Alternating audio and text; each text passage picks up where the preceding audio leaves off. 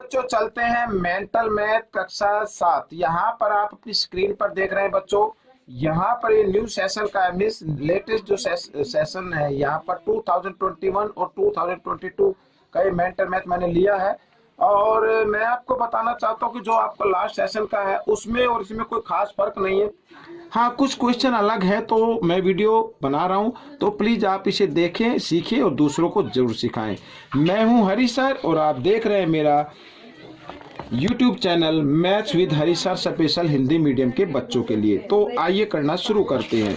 तो यहाँ पर मैंने पहले से लिख के रखे हुए हैं बच्चों, आइए करना शुरू करते हैं। देखो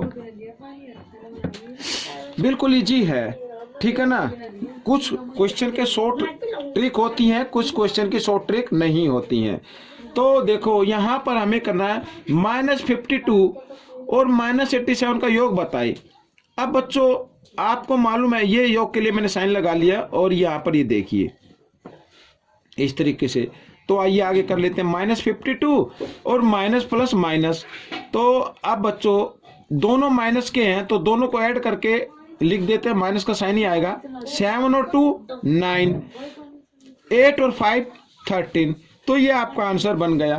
तो माइंड में आप कर सकते हैं, ऐड का साइन लगाए सीधे यहीं पे इनको ऐड कर ले, योग बताना है। तो आगे देखो क्वेश्चन नंबर 22। यहां पर ये माइनस और ये 285 का योग बताना है। अब योग बताना है तो आप इसको एक बार योग करके लिख लीजिए, यानी प्लस का साइन लगाए यहाँ पर 285। अब देखो माइनस प्लस माइनस होते हैं। अब बिग नंबर तो ये है ना, इसमें से आपको माइनस करना है। 5 में से 5 माइनस करेंगे 0, 3 में से 8 माइनस ये हो सकते हैं, यहाँ से बोरो लेंगे इधर से इधर। 13 में से 8 माइनस किया 5, यहाँ पे रह गया 9, 9 में से 2 माइनस किया 7 और यहाँ पे रह गया 1। तो -1750 ये आपका आंसर आ जाएगा। माइनस का क्यों आएगा? क्योंकि बड़े नंबर के सामने माइनस का साइन है। बड़े नंबर के सामने जो साइन होता है वही साइन लगाते हैं। आइए नेक्स्ट कर लेते हैं। अब इसमें लिखा है 144 में से घटा 46 घटाएं। 144 में से घटा 46 घटाएं। अब 144 में से 144 को आगे लिखा, घटा 46 को पीछे लिखा और घटाने के लिए घटा का निशान लगाना मत भूलना, इस तरीके से, ठीक है ना।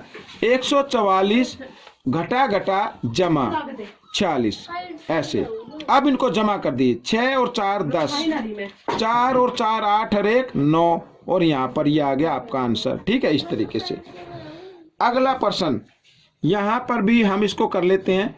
285, ठीक है, घटा, पहले ब्रैकेट को करना है सोल्व का योज्य प्रतिलोम बताना, योज्य प्रतिलोम। आइए कर लेते हैं। 285 घटा ब्रैकेट को पहले हल करना है, 5 का 5 आ जाएगा। यहाँ पे दाएं अंक पे 5 है, यहाँ पे 3 है, 5 और 3 8 होता है, 1 और 1 2। ओ ये तो सेम हो गया, ये घटा और ये जमा, घटा जमा घटा। अब आ गया यहाँ पर 0 और 0 का प्रतिलोम 0 ही होता है, तो ये आपका आंसर बन जाएगा। आइए अगला प्रश्न हम कर लेते हैं यहाँ पर।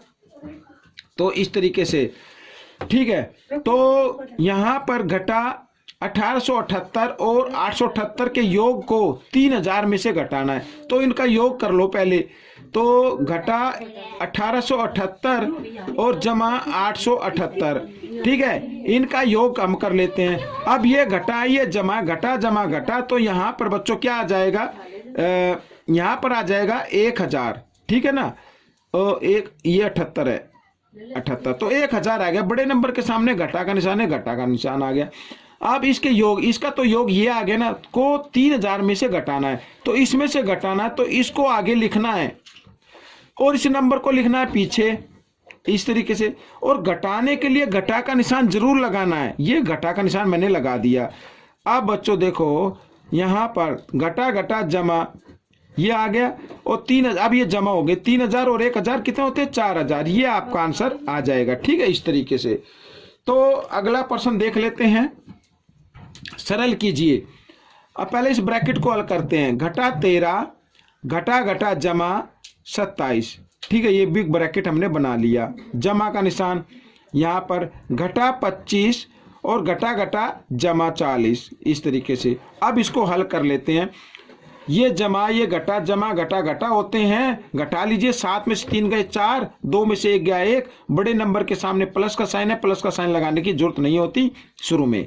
तो यहाँ पर ये जमा का निशान, ठीक है। अब ये घटा ये जमा घटा होते हैं। अब इसमें से घटा लेते हैं बच्चों। देखो यहाँ पर 10 में से 5 गए 5, ठीक है। यहाँ पे रह गया 3, 3 में से 2 गया 1, इस तरीके से। और बड़े नंबर के सामने जमा का निशान बराबर दोबारा लगाने की जरूरत नहीं, क्योंकि जमा जिसके सामने कोई साइन नहीं होता वो भी जमा का ही होता है। अब इनको जमा कर लेते हैं बच्चों। 15 और 14 होते हैं बच्चों 29। तो ये आपका उत्तर आ गया। अगला प्रश्न, यहाँ पर अगले प्रश्न में देखते हैं मान ज्ञात करना है। अब इस तरीके से अगर कोई क्वेश्चन आता है आपके सामने, तो सबसे पहले आप देखो कि एक जैसी संख्या कौन सी है। 325 इधर भी है 325 को लिखे, ठीक है। ऐसे ब्रैकेट बना दे। अब संख्या कौन कौन सी बची है, एक तो ये बची है 1487 और एक इधर ये बची है, घटा जमा घटा हो जाएंगे ना, घटा 487, इस तरीके से। तो 325 और यहाँ पर बच्चों कोई निशान नहीं है तो गुणा का निशान, और 1487 में से 487 घटाएंगे तो 1000 आ जाएगा। आप इधर घटा के देख सकते हैं ऐसे, ठीक है ना, इस तरीके से घटा के देख सकते हैं। तो आइए इसको गुणा कर लेते हैं। 325 को 1 से गुणा करेंगे 325, और यहाँ पर आ गई 3 0। ये आपका उत्तर आ गया, ठीक है। अगले प्रश्न पर चलते हैं। अगला प्रश्न भी मैंने पहले से लिख के रखा हुआ, ये देखिए। अब इसमें देखो बच्चों मान ज्ञात करना है।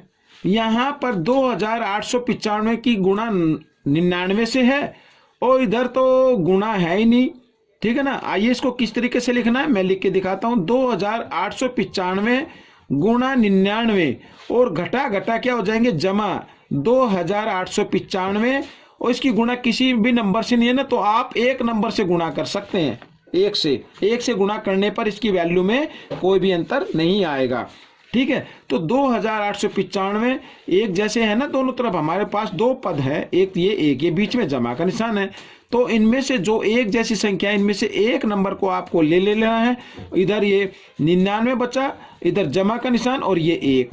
तो इस तरीके से अब 2895 गुणा 99 और 1 कितना होता है 100। तो अब इसको 100 से गुणा करनी है। तो 2895 को 1 से गुणा करें, और हम सब जानते हैं 1 से गुणा करने पर तो वही नंबर आएगा, इसके पीछे 2 0, तो 2 0 लगा दीजिए। ये आपका उत्तर बन गया। अब हमें करना है यहाँ मान ज्ञात। अब बच्चों यहाँ पर आपको अगले प्रश्न पर बोर्ड मास का रूल अप्लाई करना है, बोर्ड मास का नियम लगाना है। बोर्ड मास का नियम क्या कहता है, अगर ब्रैकेट ना हो तो सबसे पहले डिवाइड यानी भाग को हल करना है। वो भाग के बाद गुणा, गुणा के बाद जमा, और सबसे बाद में करते हैं घटा को, ठीक है ना। तो सबसे पहले हम भाग को यहाँ पर हल करेंगे। अब 1200, यहाँ पर 1200 को हमें 20 से भाग करना है। 20 यहाँ पर, ठीक है। तो 20 छिक्का कितना होता है, यहाँ पर 120 होता है। नीचे 0 होता है तो ऊपर 0 लगा दी। तो यहाँ पर जब हम 20 से 1200 को भाग करेंगे तो 60 आ जाएगा, और यहाँ घटा 14, इस तरीके से, ठीक है। अब 60 में से 14 घटा दीजिए, 10 में से 4 गए 6, यहाँ पे रह गया 5, 5 में से 1 गया 4, 46 आपका उत्तर आ गया।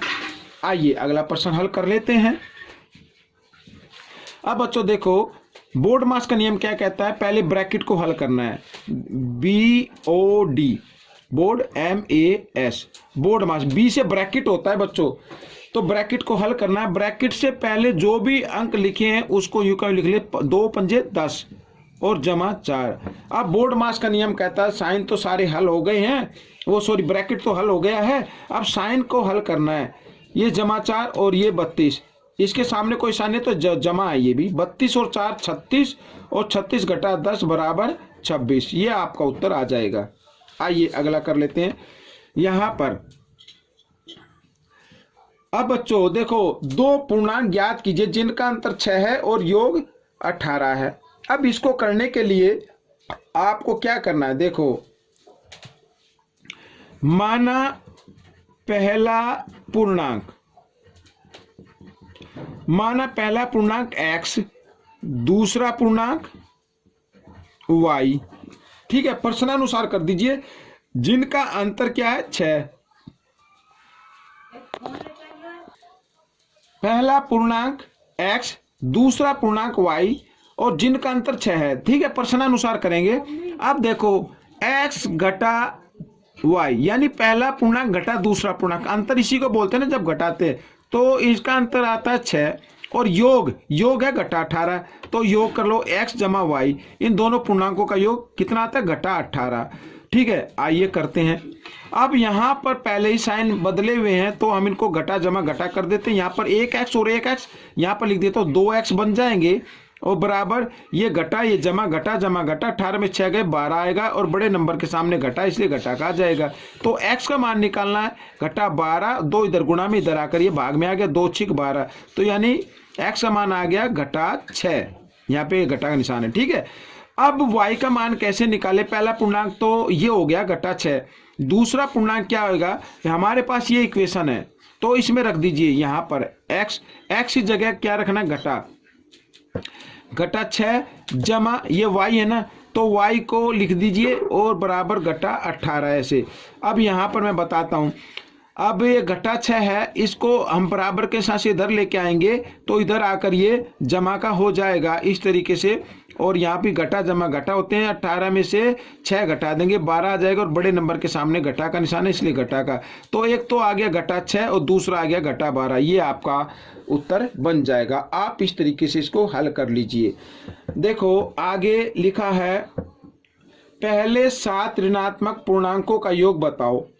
ठीक है ना, 7 ऋणात्मक पूर्णांक, पहले 7 ऋणात्मक मीन्स घटा की संख्या, यानी घटा 1, घटा 2, घटा 3, घटा 4, घटा 5, घटा 6 और घटा 7, ऐसे हमें पूर्णांकों का योग बताना है। या तो आप इनको जमा कर लीजिए, जैसे देखो 6 और 4 10, 7 और 3 10, ठीक है, 10 और 10 20 हो गया, 20 और 5 25, 25 और 3 28, घटा 28, इस तरीके से आप कर सकते हैं। इस तरीके से भी आप इसको हल कर सकते हैं। ठीक है ना, तो या फिर दूसरा तरीका मैं आपको बताता हूं। देखो जब कभी भी लगातार संख्याएं हों, जब कभी भी लगातार संख्याएं हों तो पहला अंक और दूसरा अंक लेना है आपको। इस तरीके से ये ले लिया, इनको दोनों को इकट्ठा कर दीजिए, घटा 8 आ गया, यहाँ पर ये 2 आ गया, 2 से इसको काट दिया 4 आ गया। ठीक है, ये 4 आ गया।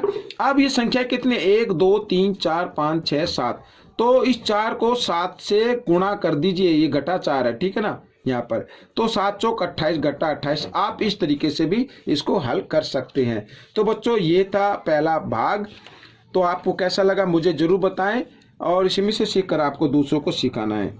मेरी वीडियो देखने के लिए आप सभी बच्चों का धन्यवाद।